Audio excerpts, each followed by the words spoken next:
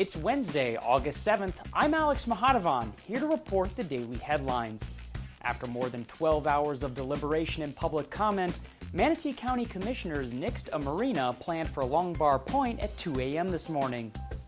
Nearly 1,000 concerned residents on both sides of the planning issue filled the Bradenton Area Convention Center yesterday afternoon to watch commissioners debate a development planned for the 463-acre Northwest Bradenton property.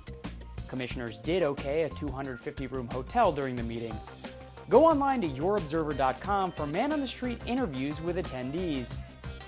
In a surprise move and in a decision that went against Manatee County Administrator Ed Hunzecker's recommendation, commissioners unanimously voted this month to give $1.2 million to Manatee County Sheriff Brad Stubbe to hire more personnel. The move was part of budget discussions that will keep property tax rates the same as they are today in Manatee County. Smack's, a new Sarasota burger joint, opens today. Gecko's Hospitality Group co-owners Mike Quellen and Mike Goen launched the restaurant, located at 2407 Bee Ridge Road, as an homage to the 1950s Sarasota burger restaurant called The Smack. The Sarasota Manatee Metropolitan Planning Organization has hired a consultant to determine if mass transit, bus service, is a good fit for Lakewood Ranch. Hired in April, Tyndale Oliver & Associates is moving quickly to gather data, interviewing Lakewood Ranch employers and probing the public as it did when it ran a booth at Music on Main in June. Community members joined the Sarasota Police Department last night for the 30th annual National Night Out. McGruff the Crime Dog posed for photographs and visitors watched canine demonstrations while children enjoyed the bounce house and received prizes at the cornhole games. Manatee County will host a public meeting on the proposed Fort Hammer Bridge project at 4 p.m. tonight at the Bradenton Area Convention Center. Residents are encouraged to attend the meeting about a new bridge designed to connect Upper Manatee Road to Fort Hammer Park. As the dog days of summer wind down, it's back to school time for many. In this week's Sarasota and East County Observer's Back to School Guides, we present information you need to know, including open house dates and notes from principals, as well as feature profiles on students, teachers, and others in the school system.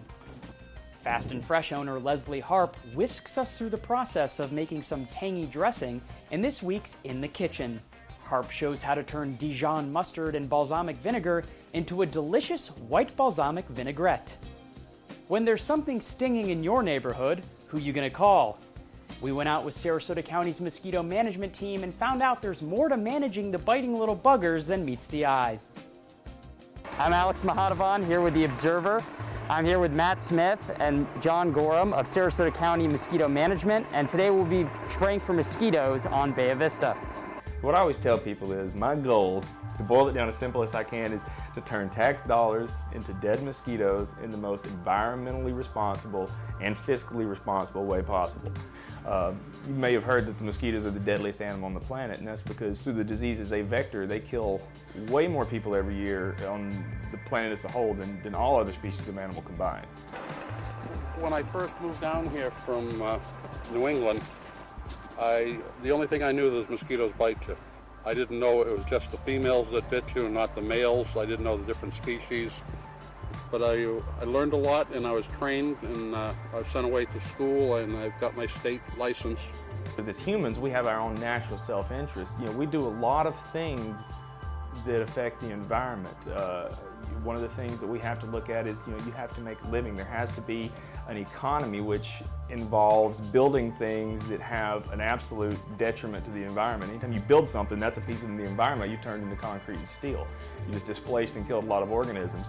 And then we have, a bunch of people around. Well, you can't sustain those people if you live in an area that might have mosquito-borne diseases. So it comes, you try to strike the balance. You say, okay, we want to protect public health. We want to look out for our species, but how do we do that without just going out and doing like they used to do back in the 20s or 30s and maybe drain a swamp or pump diesel fuel into it to kill everything? Most of the mosquito larvae we find in residential areas are in containers and bromeliads. Bromeliads are the plant that has a cup of water in the center of it. Before you got here, I went into the woods and I got a landing rate.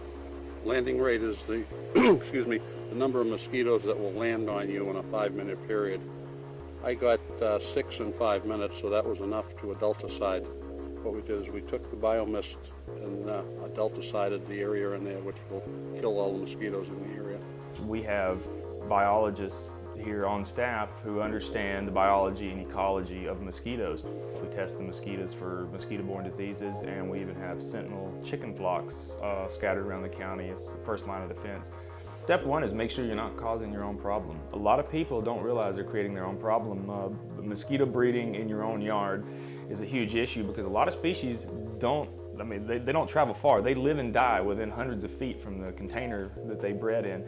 And those containers can be anything from wheelbarrows, bird baths, to the bases of bromeliads, which are really popular around here. So it's important to make sure that you're reducing the breeding in your own area. Second, if you are going to be outside, you just need to protect yourself because we can't kill all the mosquitoes. We can control the population the best we can, but they're still out there.